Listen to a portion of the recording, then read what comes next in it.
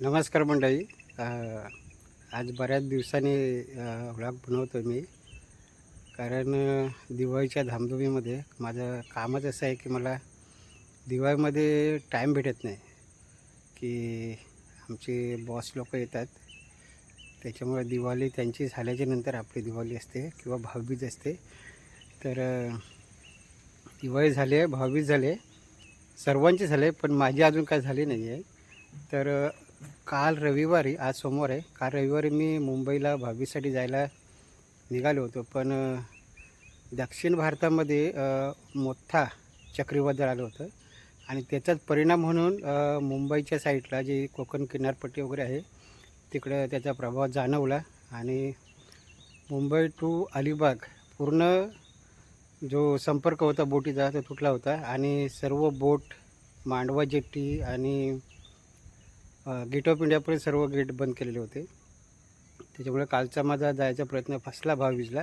तर आज आहे सोमवार आणि मी निघालो आहे मुंबईसाठी. पण ज्या फेरी बोट असतात त्या पूर्णपणे बंद आहेत आणि स्पीड बोट आहेत त्या पण बंद आहेत. तर मी M2M RoRo Mandwa jetty to Bhaucha Dhakka त्याची मी बुकिंग केली आहे. तर आम्ही आणि अंकिता दोघं पण निघालो आहे नालासोपारा. तर एवढं लांब जायचं आहे. टेन्शन येतं कारण गर्दी भरपूर असते, पण सकाळचा टाईम आहे त्याच्यामुळं काय गर्दी नाही. तिकडून येणार असतात, इकडून गाड्या खाली असतात, खाली म्हणजे जास्त खाली नसतात, थोड्या. तर 9:50 बोट आहे. तर आता आम्ही निघालो आहेत आणि बघूया प्रवास कसा होतो आहे. कारण आता जातो आहे, पण येताना पण मला बहुतेक जर बोटी चालू झाले नाही फेरी बोट तर रोरोचा मला आश्रय घ्यावा लागेल आणि रोरोने यावं लागेल. कुणाल माझा मुलगा तिकडेच आहे, 5 दिवस झाले तो मामाकडे गेला आहे आणि त्याला पण घेऊन यायचं येताना आणि भाऊबीज पण करून यायचं आहे. बाकी सर्वांचे झाले, माझी आणि अंकिताची बाकी आहे. तर चला निघूया, बघू कसा प्रवास होतो. चला.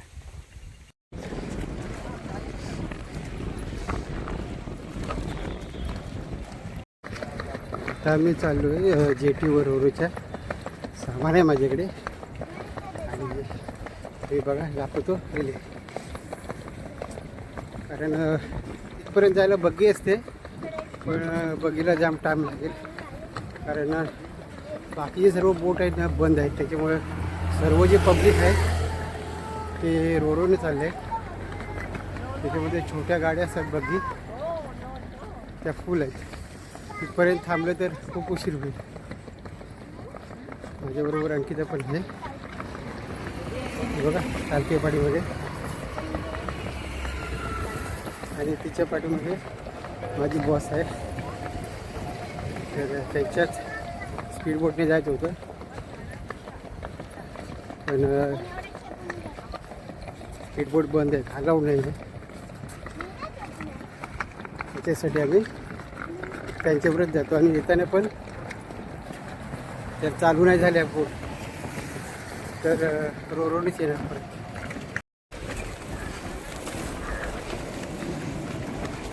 फायनली आम्ही पोचलो आहे रोरोमध्ये. आता आतमध्ये एंटर होणार.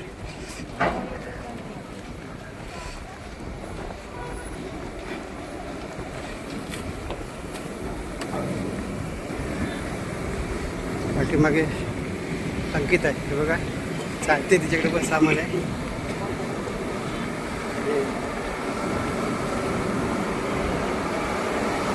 फायनली बोटमध्ये प्रवेश केला. असं वाटत नाही की कुठं पण बोटमध्ये जातो आहे सर. कुठल्या तरी मोठ्या हॉलमध्ये आलो असं वाटतं. आम्ही आता जरा वरती जाऊया, डेकवरती. बघा हा खाली एंट्रन्स आहे आणि या साईडला ऑफिस आहे M2Mचं. आता इथून आम्ही आतमध्ये आलो आणि तुम्ही बघताय की उजव्या साईडला मुंबई एवढ्या जवळ दिसते, कारण वातावरण एकदम स्वच्छ आहे, त्याच्यामुळे सर्व जवळ दिसते. धुकं वगैरे काही नाही आहे. आणि आता आम्ही चालू डेकच्या त्या साईडला. खूप छान वाटतं, असं वाटत की बोट चालते असं. बरेच वेळ आलं. मी पण नक्की प्रवास करायचा बोटने. अलिबाग ते भाऊचा धक्का कधी योग आला तर. आणि त्याच्यामध्ये काय रिस्क, पाऊसभर चालू असते, उन्हाळा पाऊस चालू असते. करते आहे काल संडेला जे सॅटर्डे संडेला जे अलिबागला स्टेसाठी आले होते ते लोक थांबले होते, कारण काल सर्व बोटी बंद होते. रोडने गेले, रोड कायम चालू होती. आणि काही लोक बाय रोड गेले आणि जे राहिले आहेत त्या तुफान गर्दीमधून जाणार आहेत परत आपल्या घरी.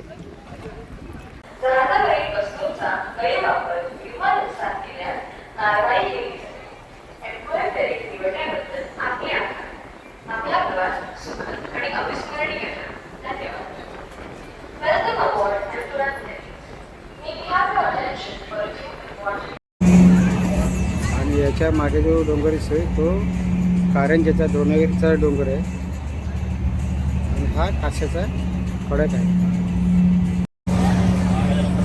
रोड फायनली चालू झालेली आहे आणि 1 तासामध्ये पोचेल. त्याचा करेक्ट टाईम असतो ना मागे ना पुढे. तर 540 रुपये एक माणसाचं पर माणसाचं तिकीट आहे. 540 रुपये. तर थोडं जास्त आहे इमर्जन्सीमध्ये जायला. ठीक आहे, कारण काय पर्याय नसला आता बाय रोड जाण्यापेक्षा बाय रोड गेलं तर भरपूर टाईम लागतो. तर इमर्जन्सीसाठी ठीक आहे. खूप परतीचा प्रवास कसा होतो. बाय रोड तर जाणार नाही, कारण बाय रोड खूपच त्रासदायक आहे. पनवेलला पण खूप गर्दी असते अलिबागला यायला.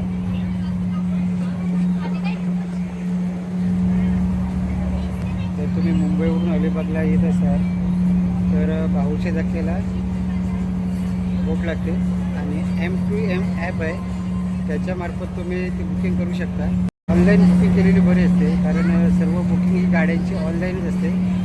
त्याच्यामुळं तुम्ही ऑनलाईन बुकिंग करा, कारण तिथे जर तुम्ही आलात आणि बुकिंग न करता तर पॅसेंजर फुल असतं किंवा कार फुल असतील तर ते तुम्हाला घेऊ शकत नाही.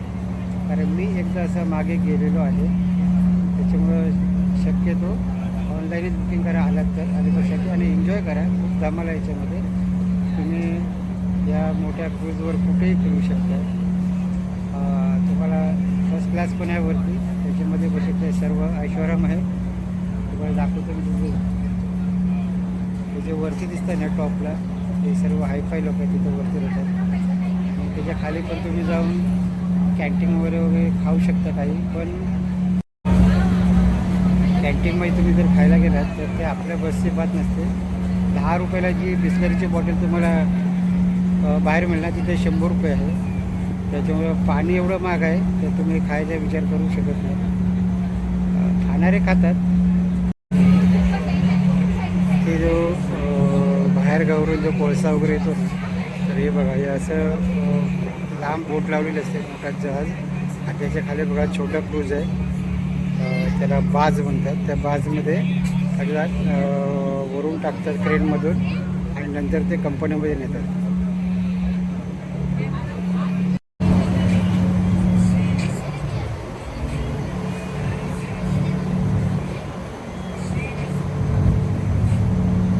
असं वाटतं ही बोट की ती पुढे जाते, पण ती बोट पुढे जात नाही. बोट आपण पुढे चाललो आहे, ती जागेवरच उभी.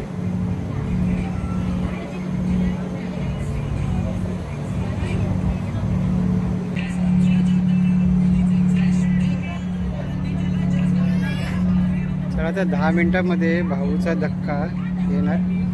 पोचतोय आम्ही आता भाऊच्या धक्क्याला.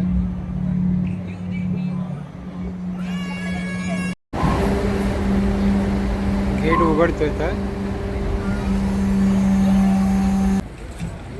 गेटमधून पडलं चालतोय रस्त्याने.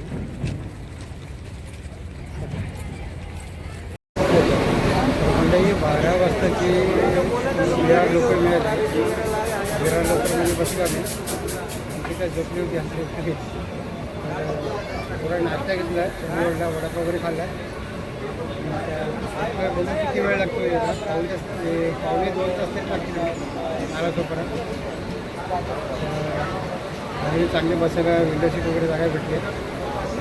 आता दादर आलं आहे, गर्दी दिसते बाहेर, खूप जगात होते. 1:30 वाजता बरोबर आम्ही नालासोपारा स्टेशनला उतरलो आणि आता निघालो रिक्षाने घरी.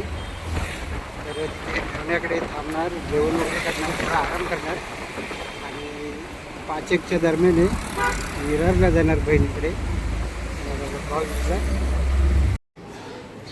नालासोपारा येऊन आम्ही थोडा आराम केला, जेवण वगैरे झालं आणि आता वाजायला लागले 4 आणि आता आम्ही निघालो आहे नालासोपाऱ्यावरून विरारला माझी मोठी बहीण राहते.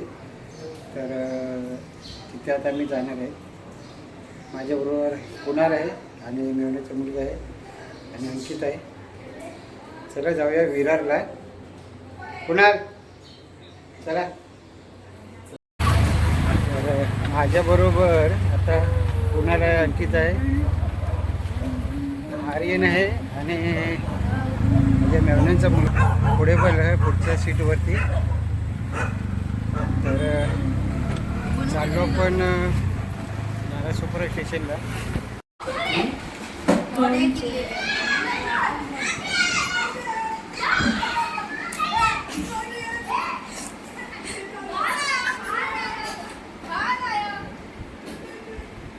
मला तर गिरारच आहे.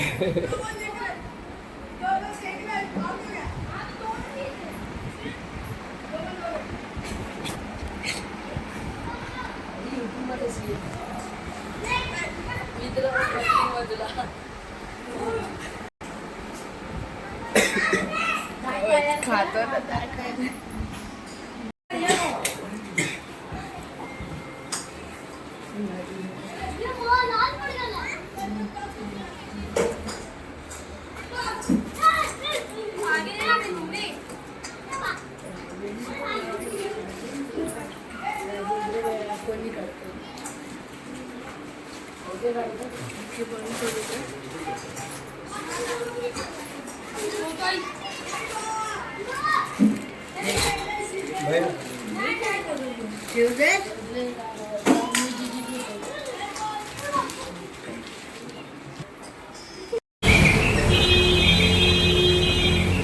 हे आहे विरारचं रिक्षाचं ट्रॉफी आणि पावसाने वाट लावले बघा, जाम खड्डे आहेत, हैराण झालं याच्यामध्ये बापरे.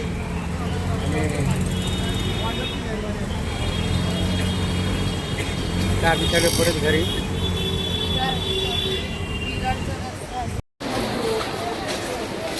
विरार स्टेशनला